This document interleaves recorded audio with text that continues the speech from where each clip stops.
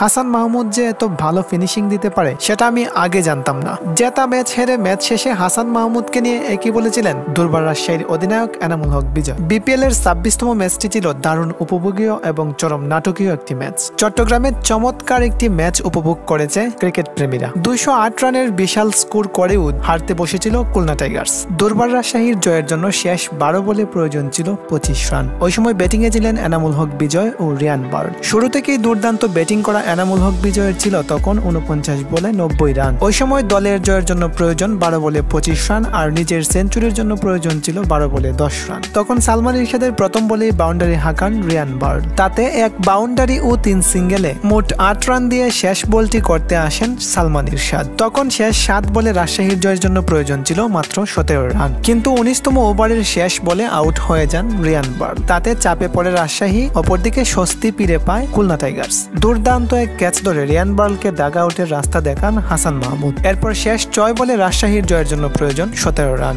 অপরদিকে খুলনাকে জিততে হলে যে করেই হোক উইকেট নিতে হবে অথবা ডট নিতে হবে। এমন পরিস্থিতিতে বোলিং এসেছিলেন হাসান মাহমুদ। তখন বিজয়ের সেঞ্চুরির জন্য প্রয়োজন ছিল মাত্র 9 রান আর দলের জয়ের জন্য প্রয়োজন ছিল 17 রান। শুরু থেকেই যে দুর্দান্তভাবে ব্যাটিং করে এসেছিলেন এনামুল হক বিজয়, তাতে ওই সময় সবাই ভেবেই নিয়েছিলেন যে দারুণভাবে ফিনিশিংটা হয়তো দিয়েই দিবেন বিজয়। কিন্তু মাত্র 5 বলের ব্যবধানেই সবকিছু পরিবর্তন হয়ে যায়। বিজয়ের পরিবর্তে বোলিংয়ে দুর্দান্তভাবে ফিনিশিং দিয়ে দেন হাসান মাহমুদ।